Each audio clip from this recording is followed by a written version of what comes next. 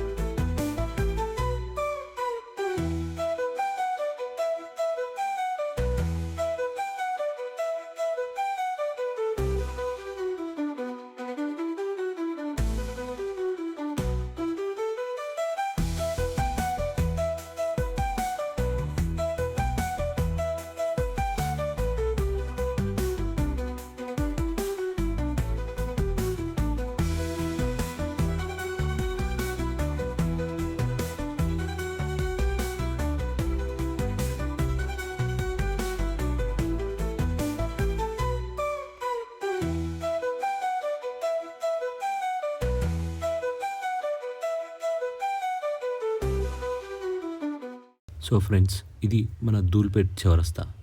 ఇక్కడి నుంచి మీరు రైట్కి వెళ్ళినా లెఫ్ట్కి వెళ్ళినా ఎక్కడ చూసినా గణపతి విగ్రహాలే. ఈ గణేషుని చూడండి, సేమ్ శివపార్వతి రూపంలో మనకి ప్రదక్షిణం ఇచ్చాడు. నాకైతే చాలా బాగా నచ్చింది ఈ గణేష్ వచ్చేసి. ఇదైతే సేమ్ కైలాసంలో కూర్చున్న శివుడిలాగానే తయారు చేశారు ఈ విగ్రహాన్ని వచ్చేసి.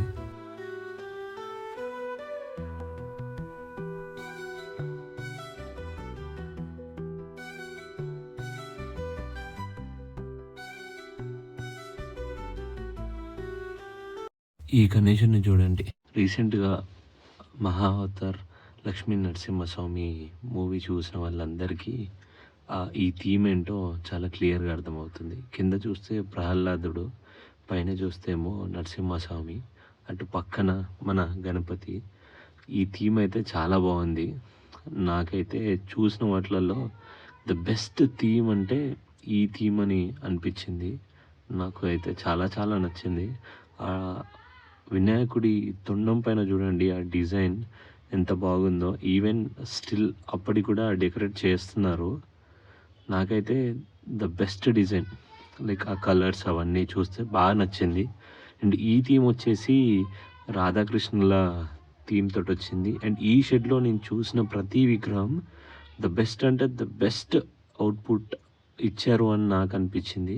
ఎందుకంటే ఇక్కడ చూడండి, శివుడి అవతారంలో కైలాసంలో నంది మీద కూర్చున్నట్టు ద బెస్ట్ అంటే బెస్ట్ మనం వాళ్ళ ఆర్ట్ వర్క్ని చూడగలుగుతాం ఇక్కడ. ఇక్కడున్న ఈ షెడ్లో ఉన్న మ్యాక్సిమం ఒక 5 to 10 గణపతులు ఉండొచ్చు. అందులో ద బెస్ట్ ఆర్ట్ వర్క్ని చూపించారు అని చెప్పేసి నాకైతే చాలా అనిపించింది నా మనసుకి. ఈచ్ అండ్ ఎవ్రీ డీటెయిల్ చాలా క్లియర్గా చూపించడం జరిగింది ఇక్కడ ఈ పాయింట్లో. The best work.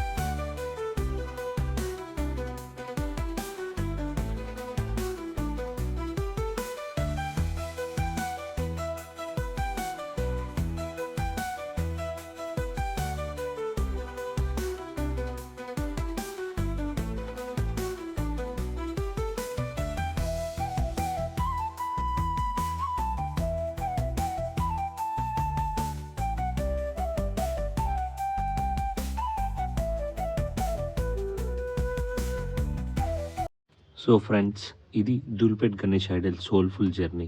మన హైదరాబాద్ హార్ట్, మన డివోషన్, మన యూనిటీ అన్నీ ఇక్కడే కనిపిస్తాయి. మీ అందరికీ గణేష్ చతుర్థి శుభాకాంక్షలు. ఈ వీడియో నచ్చితే లైక్ చేయండి, షేర్ చేయండి, విన్ను వ్లాగ్స్ సబ్స్క్రైబ్ చేసుకోండి. గణపతి బప్పా మోరియా. జై గణేష.